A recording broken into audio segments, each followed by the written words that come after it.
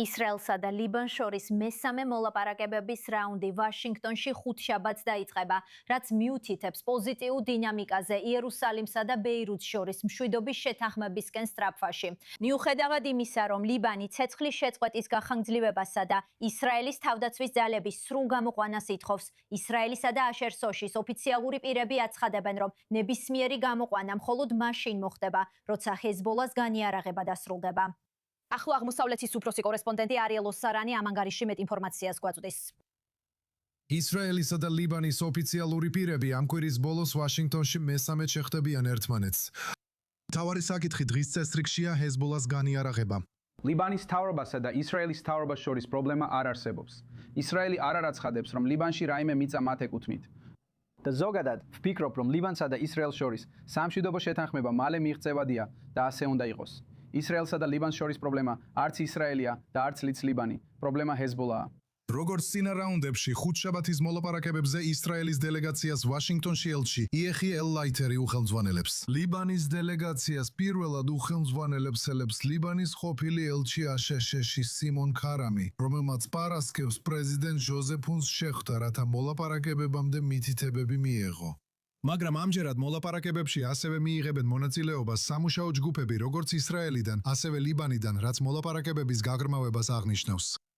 ბეირუთი ითხოვს ცეცხლის შეწყვეტის გახანგრძლივებას და ისრაელის ძალების სრულ გაყვანას სამხრეთ ლიბანიდან. ისრაელის წყაროები აცხადებენ, რომ ამ ეტაპზე გაყვანა განხილვაში არ დგას. აშშ-ის წყაროები აცხადებენ, რომ ყველა სხვა საკითხი, მათ შორის ისრაელის თავდაცვის ძალების გაყვანა, განიხილება მხოლოდ ჰეზბოლას განიარაღების შემდეგ, რადგან ვაშინგტონი პროცესისთვის მკაფიო ვადების დადგენას ცდილობს. ჩვენი იმედია, რომ ლიბანისა და ისრაელის მთავრობებს ჩვენი შუამავლობით მოლაპარაკების მაგიდასთან ჩავრთავთ, რათა ეს მიზანი მივაღწიოთ.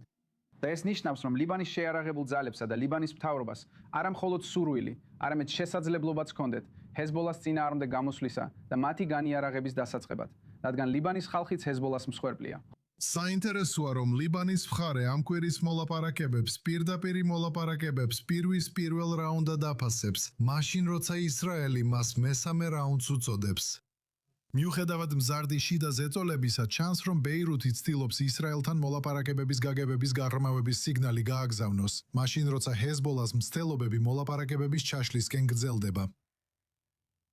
ეხლა კი უახლესი ინფორმაციისთვის პირდაპირ ეთერში გადავდივართ კორესპონდენტ ბალექ სლათინთან. ის ჩაგვერთო ჩრდილოეთ ისრაელიდან, სადაც საგანგაშო სირენები ბოლო საათებში ჩრდილოეთის დასახლებებში რაკეტებისა თუ დრონების შესახებ აფრთხილებდნენ მოსახლეობას. და ცოტა ხნის წინ ისრაელის თავდაცვის ძალებმა ლიბანის გარკვეული რეგიონების მოსახლეობას გადაუდებელი გაფრთხილება მისცეს, რომ დაუკოვნებლივ დაეტოვებინათ ტერიტორია. რა ხდება ამ მიმართულებით, რას გვეტყვით? ზუსტად ასეა ევაკუაციის გაფრთხილებებთან დაკავშირებით. მას შემდეგ, რაც ევაკუაციის გაფრთხილება გაიცა ლიბანის სამხრეთში მდებარე სამ სხვადასხვა სოფელზე, ბოლო რამდენიმე წუთში ადგილობრივი ცნობებით საუბარია ისრაელის თავდასხმაზე ნაბატიეს რაიონში ლიბანის სამხრეთში.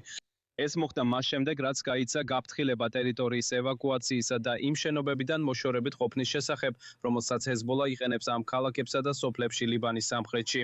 ეს რა თქმა უნდა დამატებულია დღის განმავლობაში სხვადასხვა მიმართულებით განხორციელებულ თავდასხმებს, მათ შორის საიდონის რაიონზე, რაც უფრო ჩრდილოეთითაა, მაგრამ რა თქმა უნდა არა ბეკაას ხეობაზე და ნამდვილად არა დედაქალაქ ბეირუთზე. მეორე მხრივ ჰეზბოლა აგრძელებს თავდასხმებს, როგორც თქვენ აღნიშნეთ, ზარაიტში, ზედაგა გალილეაში ჩაერთო სირენა უპილოტო საფრენი აპარატის შეღწევისა და ასევე იმავე მიმართულებით რაკეტული თავდასხმის შედეგად. ჰეზბოლას მიერ ჩრდილოეთ ისრაელის დასახლებებებსა და იქ განთავსებულ სამხედრო პოსტებზე განხორციელებულ თავდასხმებში არ ყოფილა ინფორმაცია მსხვერპლზე ან ზიანზე. ეს არის ისრაელის თავდაცვის ძალების ინფორმაციით, თუმცა მთელი დღის განმავლობაში ვხედავდით, რომ IDF ავრცელებდა განცხადებებს ჰეზბოლას მხრიდან კვლავაც ასაფეთქებელი დრონებით თავდასხმებზე ისრაელის ჯარისკაცებზე ლიბანოს სამხრეთში, ლიბანოს ტერიტორიაზე.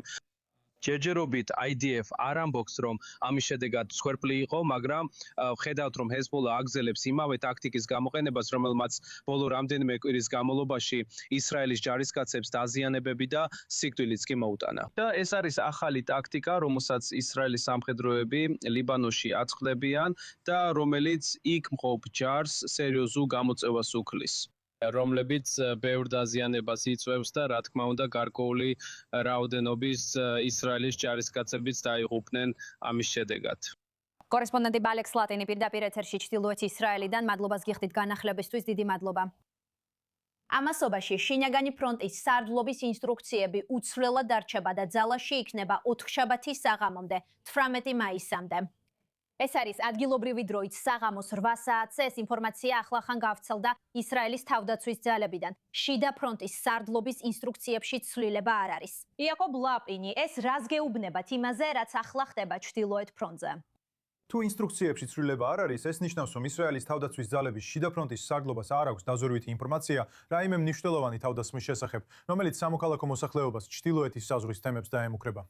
მათ არ აქვთ შეფასებები, რომლებიც მიუთითებს, რომ ინსტრუქციების შეცვლა სჭირდებათ. და ხედავთ, რომ ჰეზბოლა ამ ეტაპზე ძირითადად ისრაელის თავდაცვის ძალების სამხრეთ ლიბანში ყოფნაზე ამახვილებს თავდასხმებს.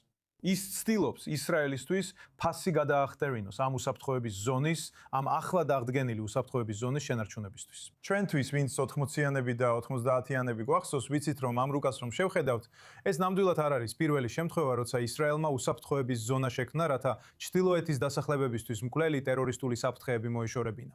და მიუხედავად იმისა, რომ ჰეზბოლას ტერორისტული ორგანიზაცია ცდილობს ისრაელის თავდაცვის ძალებს გადაახტევინოს ფასი ამ ზონაში ყოფნისთვის, უნდა აღვნიშნოთ ისიც, რომ ისრაელის თავდაცვის ძალებმა მთელი ამ ომის განმავლობაში ჰეზბოლასაც გადაახტევინეს სერიოზული ფასი. 2000-ზე მეტი ჰეზბოლას ტერორისტი მოკლურია. მათი შესაძლებლობების დიდი ნაწილი, ასევე მათი ცეცხლის ძალის უმეტესობა განადგურებულია.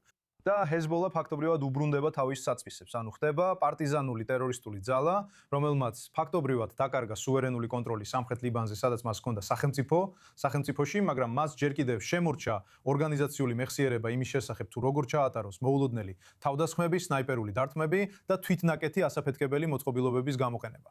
ეხლა მათ შემოიტანეს ასაფეთქებელი დრონების საფრთხე, რომელიც უკრაინულ-რუსული ბრძოლის ველიდან აქვთ შემოტანილი. და ეხლა ისრაელის თავდაცვის ძალები დროის წინააღმდეგ იბრძვიან, რომ მოიფიქრონ ოპერაციული გადაწყვეტილებები ამ სერიოზული პრობლემის მოსაგვარებლად. ასე რომ სწორედ აქეთ მიდის მოვლენები ლიბანთან დაკავშირებით. და სანამ ეს ყველაფერი მიმდინარეობს ვაშინგტონში, იაკი ისრაელსა და ლიბანს შორის მესამე რაუნდის მოლაპარაკებები იმართება, მაგრამ საფრთხე კვლავ რჩება და ეს არის ჰეზბოლას საფრთხე. ბენიტა, ვისურვებდი მეთქვა, რომ მოლაპარაკებებს მართავთ მაშინ, როცა ომი არ არის.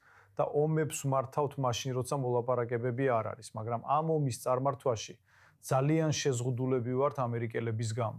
ისინი დიდ შეზღუდვებს გვიწესებენ, რადგან სურთ ყურადღება ირანის საკითხზე გაამახვილონ. მათ არ სურთ, რომ კონფლიქტი ლიბანში გადაიზარდოს. ამიტომ ისრაელი ზოგჯერ ატარებს ოპერაციებს ბეირუთში, როგორც ეს გასუკვირას ვნახეთ, მაგრამ პრინციპში ისრაელი შეზღუდულია ლიბანში ოპერაციების ჩატარებაში და ეს ქმნის ძალიან დიდ დაბრკოლებას ომის წარმართვაში. და საბოლოოდ მოგვიწევს ამ საკითხზე ამერიკელებთან დაპირისპირება, რადგან ეს დიდხანს ვერ გარძელდება. 30 წამი დასკვნითი მოსაზრებები. ოვენ ულტიმანი. ვეთანხმები და ისრაელის პერსპექტივიდან ამ მოლაპარაკებებში მეტი დინამიკა უნდა იყოს. ჩვენ ვიხილეთ მართლაც მამაცი პირველი ნაბიჯი ლიბანელების მხრიდან, როდესაც ეს პირველი შეხვედრა გაიმართა. ეს კარგია გარკვეულწილად, რომ დახაში ოპერაციის შემდეგაც კი მოლაპარაკებების მესამე რაუნდი მაინც გაიმართება. მაგრამ ლიბანელებისგან მეტი უნდა ვიხილოთ. და ყველა მიცის, რომ ჰეზბოლას იარაღს ვერ წაართმევენ, მაგრამ მინიმუმ გარკვეული წინსვლა ბენიტა და მინიმუმ იმ საშინელი ანტიბოიკოტის კანონის აღსრულების შემსუბუქება ლიბანში.